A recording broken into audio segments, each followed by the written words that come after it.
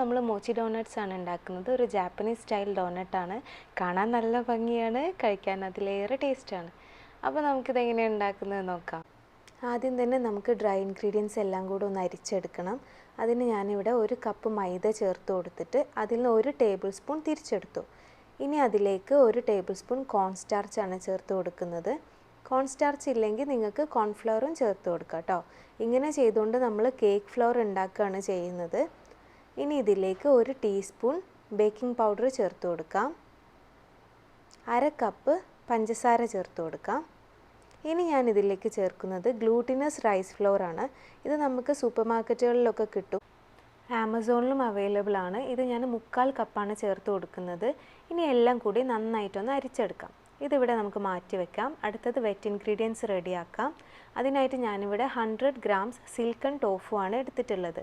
Tofu എന്ന് പറഞ്ഞാൽ നമ്മൾ പാലിൽ നിന്ന് പനീർ എടുക്കുന്നത് പോലെ സോയ മിൽക്കിൽ നിന്ന് എടുക്കുന്നതാണ്. അത് പനീറിനേക്കാളും വളരെയധികം ഹെൽത്ത് ബെനിഫിറ്റ്സ് കൂടുതലുള്ളതാണ് കേട്ടോ. അയൺ കണ്ടൻറ്റ് വളരെ കൂടുതലാണ്, അതുപോലെ 0 കൊളസ്ട്രോൾ ആണ്. അങ്ങനെ ഒത്തിരി ഹെൽത്ത് ബെനിഫിറ്റ്സ് ഉണ്ട്. ഇനി ഇതിലേക്ക് നമുക്ക് 1 മുട്ട ചേർത്ത് കൊടുക്കാം. 2 ടേബിൾ സ്പൂൺ വെള്ളം കൂടെ ചേർത്ത് കൊടുത്ത് നന്നായിട്ട് മിക്സ് ചെയ്തെടുക്കാം. നല്ലോണം മിക്സ് ചെയ്തെടുക്കണം. എന്നിട്ടിത് നമുക്ക് ഡ്രൈ ഇൻഗ്രീഡിയൻസിലേക്ക് ചേർത്ത് കൊടുക്കാം.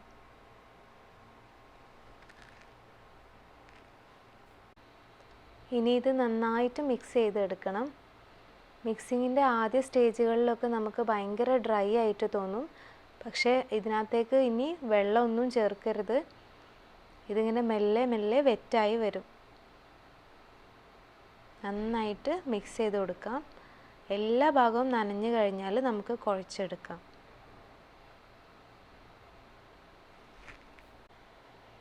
ഇപ്പോൾ കണ്ടോ, എല്ലാ ഭാഗവും നന്നായിട്ട് വെറ്റായി വന്നിട്ടുണ്ട്. ഈ ഒരു സ്റ്റേജ് എത്തുമ്പോൾ നമുക്ക് കൈ വെച്ച് നന്നായി കുഴച്ചെടുക്കാം. ഇതൊരു സ്റ്റിക്കി ഡോ ആയിട്ടാണ് നമുക്ക് കിട്ടുക. എന്നാൽ നല്ല സോഫ്റ്റും ആയിരിക്കും കേട്ടോ. നല്ലോണം കുഴച്ചെടുക്കണം. ഇപ്പോൾ നമ്മുടെ ഡോ ഇവിടെ റെഡി ആയിട്ടുണ്ട്. ഇനി നമുക്കിതിനെ ഒരേ വലിപ്പത്തിലുള്ള 8 ഉരുളകളാക്കിയിട്ട് മാറ്റിയെടുക്കാം.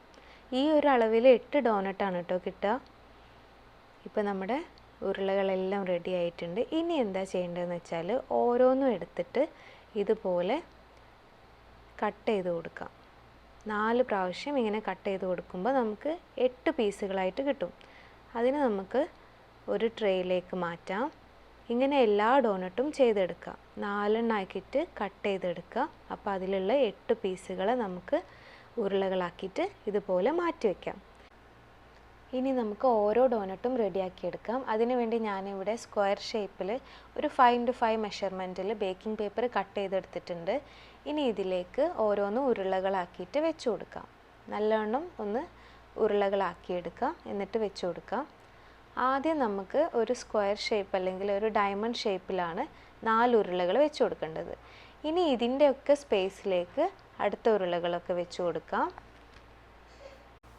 അങ്ങനെ ഇതൊരു റിംഗ് ഷേപ്പ് ആക്കിയെടുക്കാം.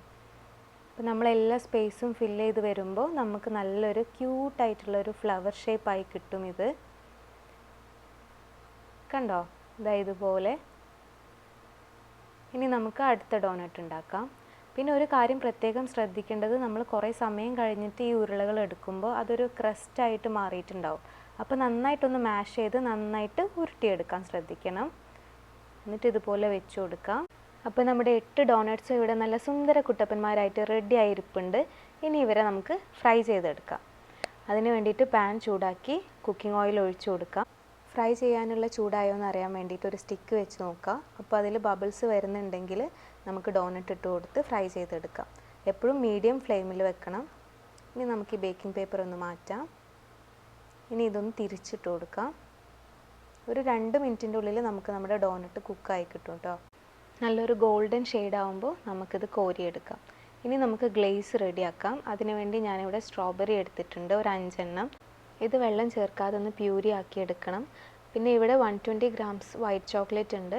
ഇതൊന്ന് മെൽറ്റ് ചെയ്തെടുക്കണം. ഇനി ഇതിലേക്ക് നമ്മുടെ സ്ട്രോബെറി പ്യൂരി കുറേശ്ശെയായിട്ട് ചേർത്ത് കൊടുത്ത് നന്നായിട്ട് മിക്സ് ചെയ്തെടുക്കാം. നിങ്ങൾക്ക് വേണമെങ്കിൽ സ്ട്രോബെറി പ്യൂരിക്ക് പകരമായിട്ട് പിങ്ക് കളർ ചേർത്ത് കൊടുക്കാം കേട്ടോ. ഇപ്പോൾ നമ്മുടെ ഗ്ലേസ് ഇവിടെ റെഡി ആയിട്ടുണ്ട്. ഇനി നമുക്ക് ന്യൂട്ടെല്ല ഗ്ലേസ് റെഡിയാക്കാം. അതിനുവേണ്ടി 1/4 കപ്പ് പൊടിച്ച പഞ്ചസാരയിലേക്ക് 2 tablespoon cocoa powder, 3 tablespoon വീതം പാലും ന്യൂട്ടെല്ലയും ഇത്രയും ചേർത്ത് നന്നായിട്ട് യോജിപ്പിച്ചെടുക്കാം. ഇത് നല്ലോണം മിക്സ് ചെയ്ത് നല്ലൊരു സ്മൂത്ത് കൺസിസ്റ്റൻസി ആയി വരും. അപ്പോൾ ന്യൂട്ടെല്ല ഗ്ലേസും റെഡി ആയിട്ടുണ്ട്. ഇനി നമ്മുടെ ഡോണട്ട്സിനെ നമുക്ക് ഇഷ്ടമുള്ള ഗ്ലേസിൽ മുക്കിയെടുത്ത് വേണമെങ്കിൽ കുറച്ച് നട്ട്സൊക്കെ മുകളിൽ വെച്ച് കൊടുത്ത് കുട്ടപ്പനാക്കി എടുക്കാം.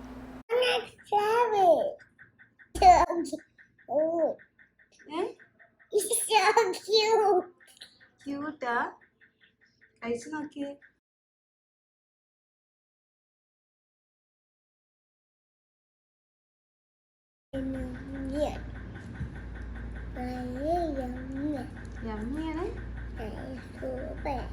നമുക്ക് മൊച്ചി ഡോണറ്റ്സ് കഴിച്ചു നോക്കാം. ഓക്കെ, എങ്ങനെയുണ്ട് നോക്കാം.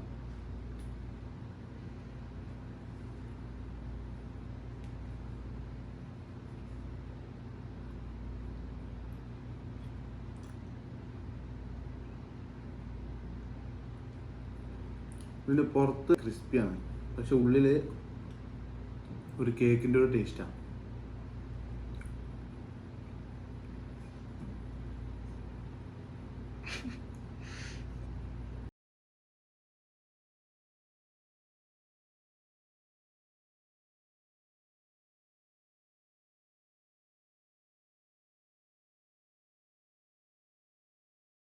കോഫിൻ്റെ കൂടെ കഴിക്കാൻ പറ്റിയ ഒരു സ്നാക്കാണ് ഈ ചോക്ലേറ്റ് ഡിപ്പിൻ്റെ ഡോനട്ട്. സംഭവം സൂപ്പറാണ്. അപ്പോൾ എല്ലാവരും ട്രൈ ചെയ്യുക, കുട്ടികൾക്ക് ഉണ്ടാക്കി കൊടുക്കുക. ഓക്കെ, ഫുള്ള് ടാങ്ക് വേണം.